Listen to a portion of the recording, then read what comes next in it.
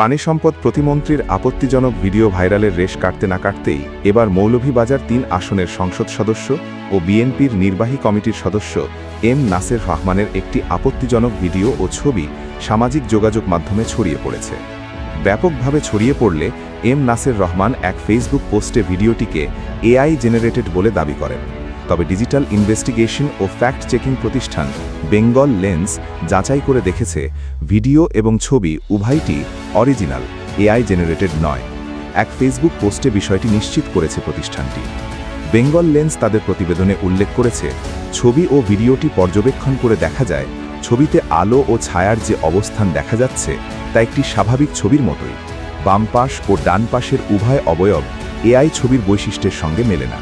পাশাপাশি ভিডিওটির পারিপার্শ্বিক অবস্থা এবং ব্যক্তির মুভমেন্ট, শারীরিক গঠন ইত্যাদি পর্যবেক্ষণ করে দেখা যায় এটি এআই জেনারেটেড ভিডিও নয়।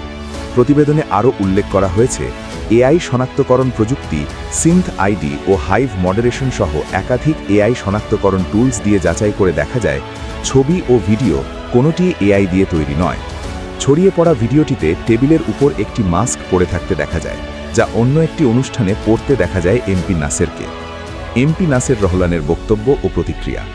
এর আগে সংসদ সদস্য এম নাসের রহমান কৃত্রিম বুদ্ধিমত্তা ও এআই প্রযুক্তি ব্যবহার করে অশ্লীল ও বিকৃত ভিডিও তৈরি করে সামাজিক যোগাযোগ মাধ্যমে প্রচারের অভিযোগ করেন। তখন বিষয়টিকে রাজনৈতিকভাবে হেয় প্রতিপন্ন করার অপচেষ্টা উল্লেখ করে তিনি জড়িতদের বিরুদ্ধে আইনি ব্যবস্থা নেওয়ার কথা জানান। আজ দুপুরে নিজের ভেরিফাইড ফেসবুক আইডিতে দেওয়া এক পোস্টে এম নাসের রহমান দাবি করেন, উদ্দেশ্যপ্রণোদিতভাবে এবং রাজনৈতিক প্রতিপক্ষের ষড়যন্ত্রের অংশ হিসেবে তার মাথার ছবি অন্য একজনের শরীরে বসিয়ে এআই প্রযুক্তি ব্যবহার করে একটি ভুয়া, বিকৃত ও অশ্লীল ভিডিও তৈরি ও প্রচার করা হচ্ছে।